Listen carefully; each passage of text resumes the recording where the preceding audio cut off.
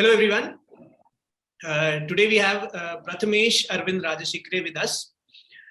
He's a topper for the Civil Service Examination 2020. Prathamesh has secured AIR 236 and he has secured 138 marks in paper 2 in PSIR and he has secured 103 marks in General Studies 2. Prathamesh hails from the Ratnagiri district of Maharashtra. And he has done his graduation in 2017 from the Walchand College of Engineering, Sangli. Right, Prathamesh? Yes, sir. That's right. Perfect. First of all, many congratulations, Prathamesh. It's a huge achievement, and I know you have been working so hard since the last 3 years, and it's so great, to see you successful and to see you how you have done all that struggle and finally got through. So many congratulations once again. Thank you, sir. Thank you so much. Great.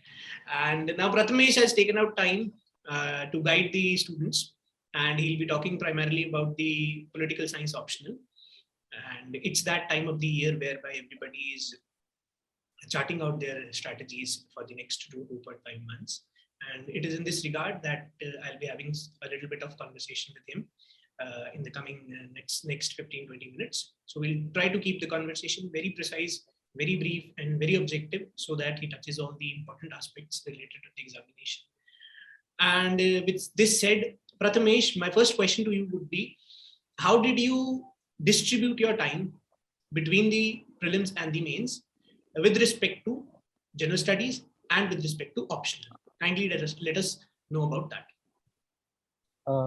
So as we all know that my prelims was on 4th of October last year in 2020. So after my prelims, I came back home and I found that I will be clearing the cutoff comfortably because I had scored a decent mark. So I thought that I should start preparing. Now the problem that I faced was same, how to distribute my time between GS and optional.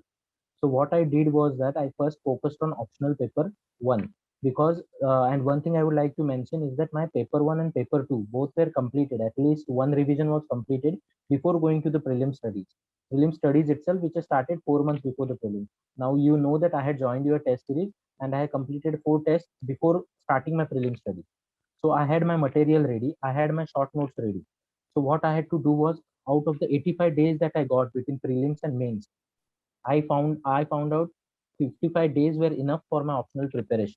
And how is this? I divided the time in the following way. First was for section 1, paper 1, section 2, paper 2, section 3, section 1, paper 2, and section 2, paper 2. So I found out how much time will be required for each section, precise amount of time. So okay, according to me, so you had an idea that how much time you're going to give to each section. So you have thought about this aspect. Perfect. Yes. And one thing is that we tend to variably give different amount of time for different sections. However, we should not do that because sometimes we think that we will answer. There is a 20-15 marker question, and there are 3 such questions. So we tend to feel that that we will answer 2 questions from one section and 1 question from second section. Most of the times we think it like this, but it might happen in the paper that the section which you are relying upon might betray you at the given time. In such a situation, it is always better to give sufficient time to every section and not neglect any section. That is what I thought of. So you prepared all the sections. So you prepared all aspects of the syllabus. You did not leave anything. No. There is, see, now the competition is so tough that you cannot afford leaving any section, let alone be a section or even any small topic. Because sometimes we tend to leave the residual topics away. For example, global trends in the paper 2. However, there might be 20 marker question on terrorism or human rights, and in such a situation, we might fall flat on our face. So this kind of things must not happen with us because we do not want to write for your mains again and again. That is the point. That is what I did. I gave 40 days for my paper 2 papers. So 20 days for paper 1 and 20 days for paper 2. Now these 20 days were primarily for content building. What I mean by content building is that now we have one standard notes or one standard books that we are referring to. Out of these, we may write down our notes, our own notes. But the thing that I want to bring into light is that the competition is so tough. Everybody is almost using same 4 or 5 resources.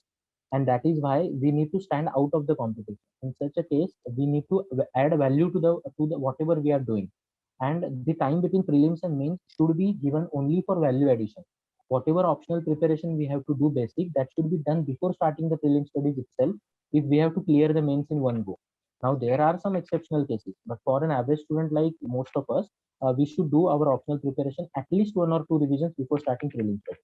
Right. So after prelims, what we have to do is start value addition. How to do value addition? First, now let us say we have a topic on multiculturalism. So while reading newspaper or while reading current affairs magazine, we find the news which is related to assimilation of different cultures into one. For example, we have one news related to Black Lives Matter later. So Right. we can add this example of Black Lives Matter into our a question on multiculturalism also. We can use this Black Lives Matter on any type of answers in paper 2 also.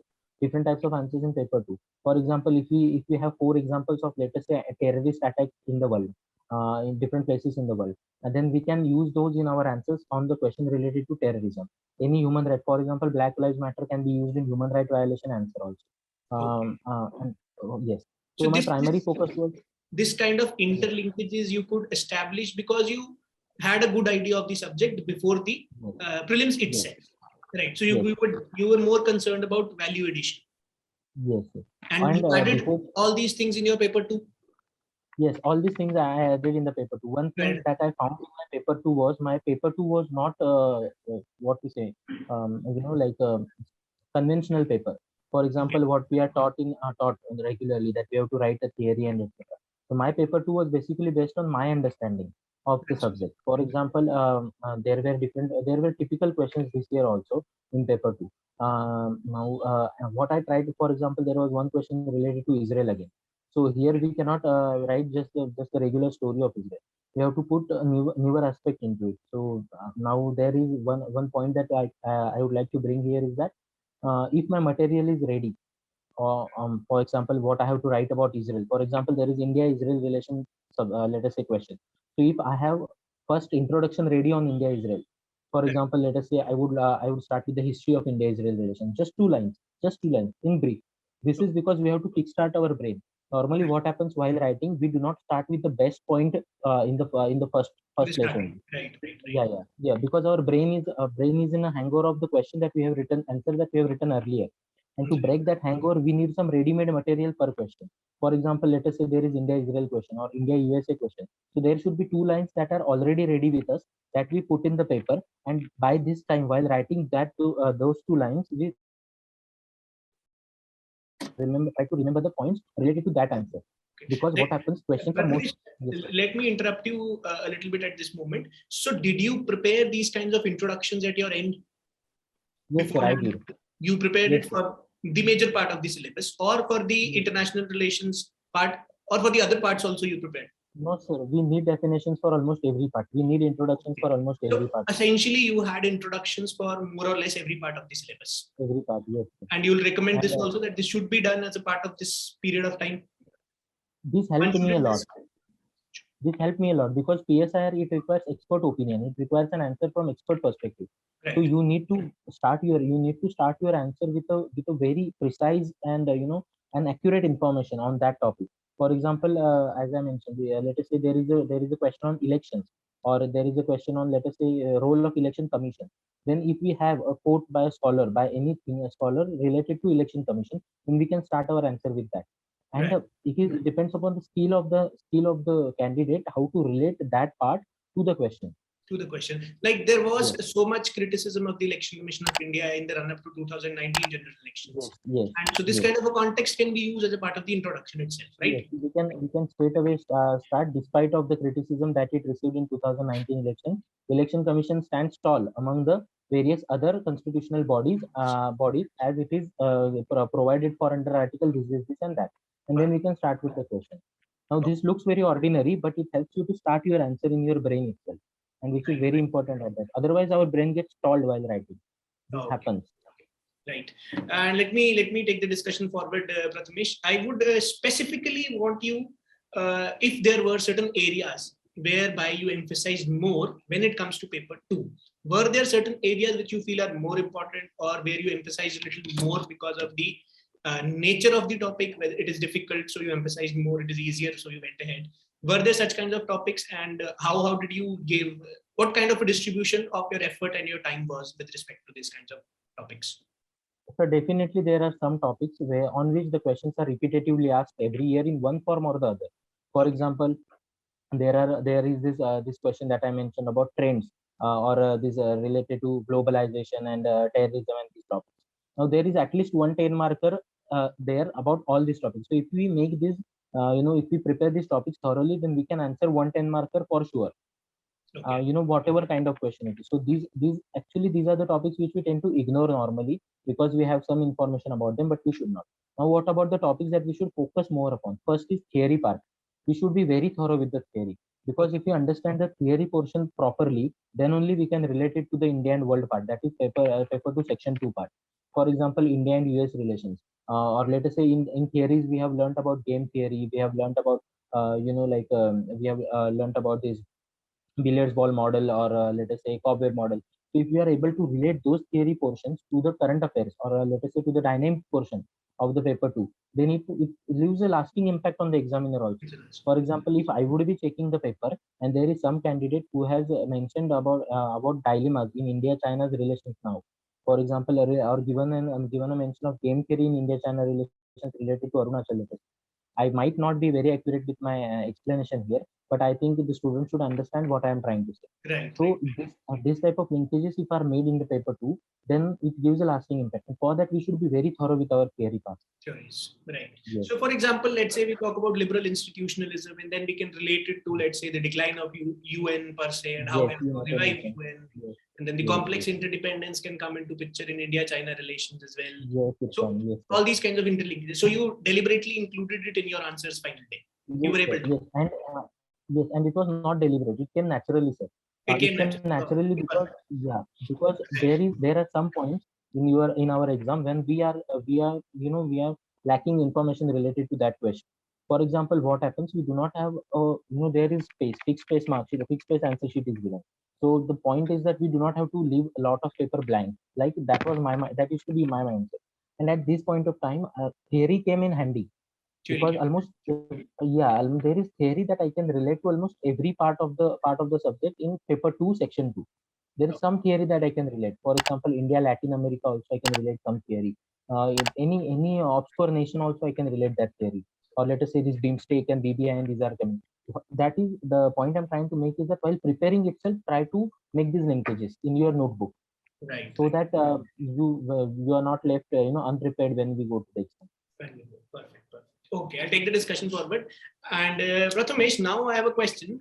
There is this general doubt with respect to the usage of theorists or the scholars. How many theorists should be used in a particular answer? How many theorists' perspective should be put? Should you include 2 theorists? Should you include 3 theorists? Or should you not include? What is your take on that? How much did you include? Did you give a lot of emphasis on this aspect, or again, the things came naturally to you? Now, sir, if I don't know if you remember this, but my tendency was to write a lot of theories, and then you told that first you give your opinion and then validate with the theories. I think that is the best thing that we can do, because theorists are something that we can use to support our point of view, because we are the students of political science and international relations. In some answers, even without theorists also, we can write a good answer. I have realized that. Because there were so many answers in my answer booklet itself, wherein I did not put a lot of theories or lot of scholars. For example, just one scholar in the beginning and one scholar in the last. But the analysis has to be very perfect. When it comes, yes, analysis will come through the understanding of the views of different scholars. You need not remember every scholar by heart what he has said. It is not very important to remember everything by heart, but a reference to those scholars, it will always help, no doubt. But even if you are not able to remember those scholars, just do not pull your hair over that one point. Rather, make your analysis. This is the important thing which you are telling. Do not pull your hair if you do not know the scholar's name, because a lot of students lose their sleep over remembering scholars, theorists, and the answers in itself are not logical. They lack analysis, but they have a lot of scholars.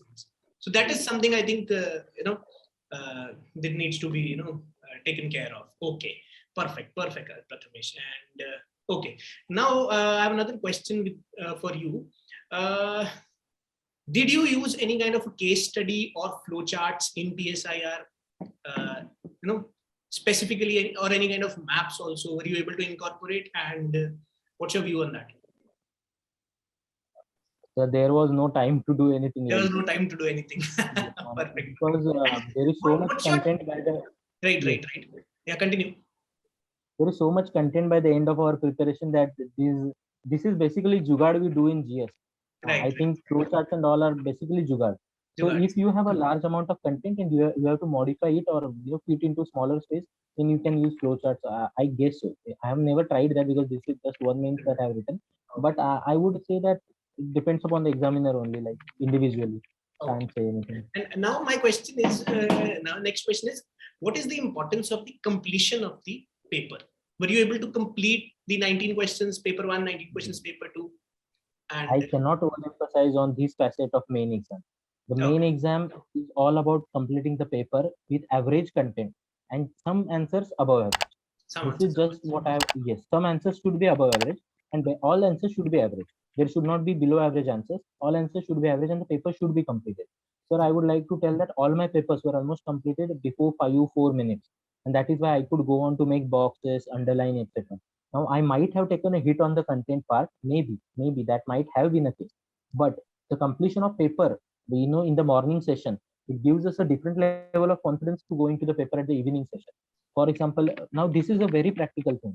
What it's a very important observation. The completion of paper 1 gives you another level of confidence for paper 2. Paper 2. Yes, it definitely does. Now I remember I was very insecure about paper 2. The level of insecurity was such that I went 1 hour before the paper into the exam hall, and I sat there chanting the name of God, because I was so desperate at that point of time, because there was just one resort left, that is God.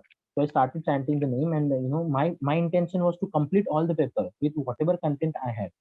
But somehow while I started writing, it was just like a test series, like I am writing a test series paper only. So whatever I had this insecurity about the paper, it just vanished in a moment, and I completed this paper 2. I completed 5-6 minutes before the bell only. I started underlining, doing the box, and as I was the first candidate, my paper was pulled out by the supervisor first only. But I had completed the entire paper, closed it, and I was sitting properly, like आराम से I was sitting without any ये बहुत important aspect है, क्योंकि students ये चीज realise नहीं करते हैं, चाहे क्योंकि पहले तो मेंस हो जाएगा, पीएसआईआर तो बाद में होगा, ऑप्शनल तो बाद में होगा, एंड अगर मेंस में भी पेपर कंप्लीट हो रहा है तो वो एक बहुत कॉन्फिडेंस बूस्टर है. Right. For example, after every paper, I used to tell you that this is the amount of marks I'm going to get in this. Right. I remember. That was because I had completed all the paper and I knew that I'm writing nicely.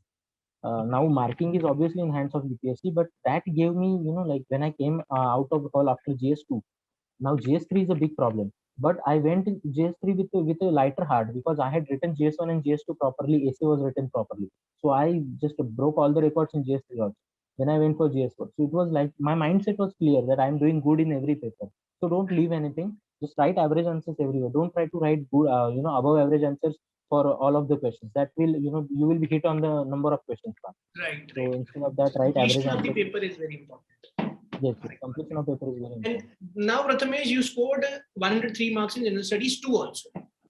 How much, did you get help from the PSIR? How much the IR portion and the other portion of the polity? Do you think you were able to write better answers because of PSIR? In terms of percentage, I would say that 60% of GS2 syllabus is covered. 60% of GS2 syllabus is covered from paper 2, but the 40% definitely requires a different preparation for GS2. So we cannot say that because I am a PSR student and I have completed my PSR optional, I can just go blindly for GS2. That is not possible, because GS2 requires a different amount of efforts altogether. For example, there are very specific questions related to some scheme of government. There might be a very specific question related to an agreement between two nations for international relations part.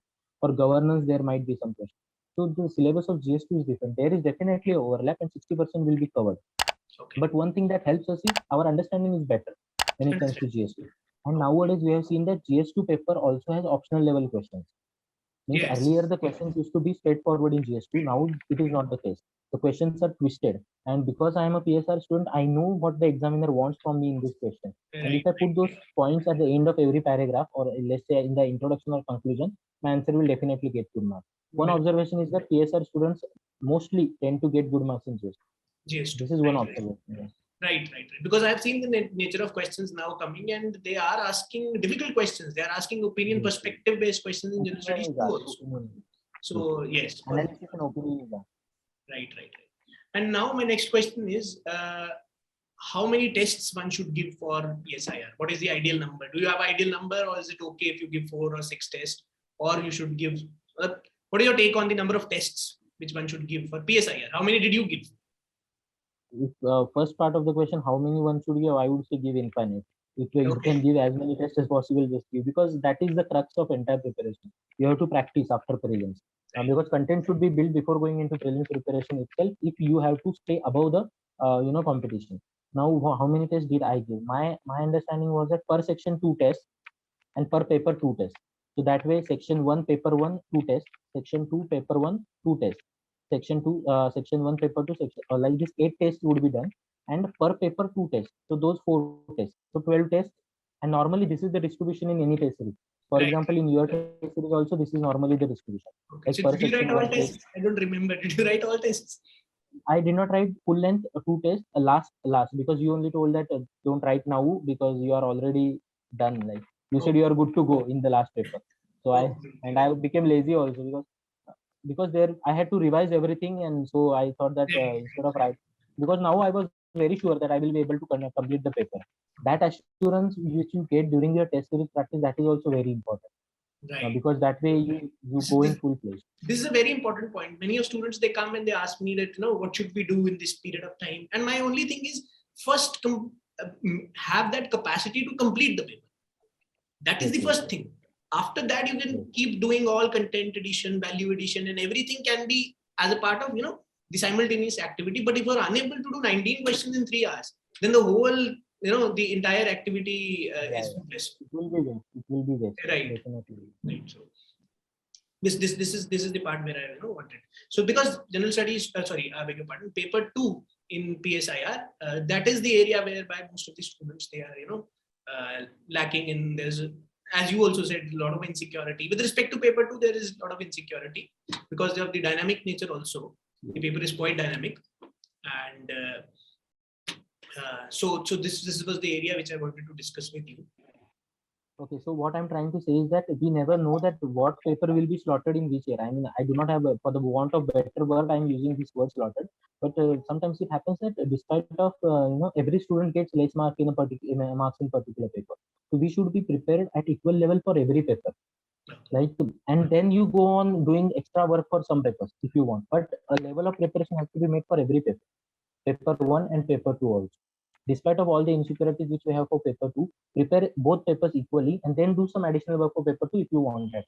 Okay, this is also very important, I think, takeaway, that you first prepare both the papers with some level of competence, and then you build on that competence with respect to, let's say, that means the strategization has to be done post a certain level of confidence has been achieved. Yes, that is the best way of going forward. Right. Perfect. Great. So everybody, this was it, and the idea was to give you a little bit more insights about the preparation. And I'll ask Prathamesh to again come, and if he can share some of the more content-related parts with us also. I'll ask him to, if he can take out time for some areas where he can guide the students. As of now, he's quite busy. He's going to visit the high dignitaries of the state and getting felicitated everywhere. So again, that's part of the success, and it's very happy. As a teacher, I feel really happy that he has gone through whatever he has gone through. It was his first prelims. He's clearing the prelims for the first time, and then writing the mains, and then going ahead and getting the rank. So that's a very inspiring story, and I feel happy for him also. And he continues to be. He was one of the students who was always wanting more and more. Tell me more, and then he'll ask that is this right, is this wrong? So it was I think your consistent efforts for about, I think this is very important. Even one line, one word, one keyword, all these things matter. You cannot take things lightly. Yes, they do, because Each the and examiner has everything to matters. take 30 papers, and the competition is among those 30 papers or 40, whatever the amount of papers. So yeah, we cannot say that we are not having a competition. We are having a very stiff competition, because all PSR optional papers are going to that going to be checked by that examiner only.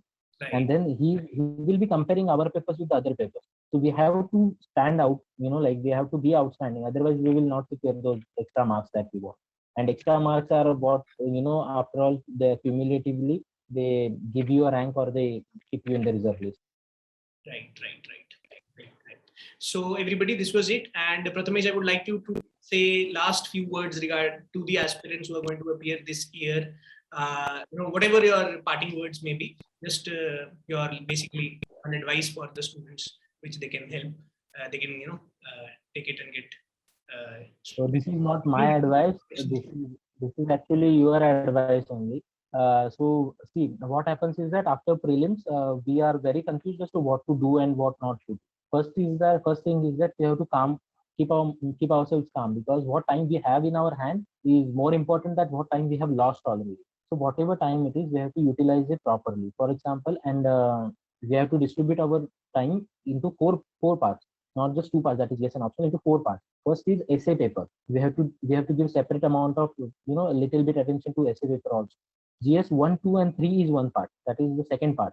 GS 4 is the third part, and paper 1, paper 2 of optional are the fourth part. Now GS 4 is the third part because GS 4 has a different component of case studies also, for which we need a different preparation. And GS 4 altogether requires a different bent of mind, different qualities are at test, different virtues are at test. So GS 1 to 3 is basically a test of information, knowledge, and some opinion. Essay is more about elaboration, description, like how you are putting your words into like helping the reader picturize whatever your ideas are. And paper 1 and 2, I think optional paper 1 and 2, that is more of an expert opinion related. Like you need to be expert in paper in your pol science optional. For example, even in your one thing I like to mention is that in my interview also IR questions were asked. That is paper 2 questions were asked. And my interview was by an IFS officer who has served for a long time in the industry. Now she expects me to answer as a pol science optional student.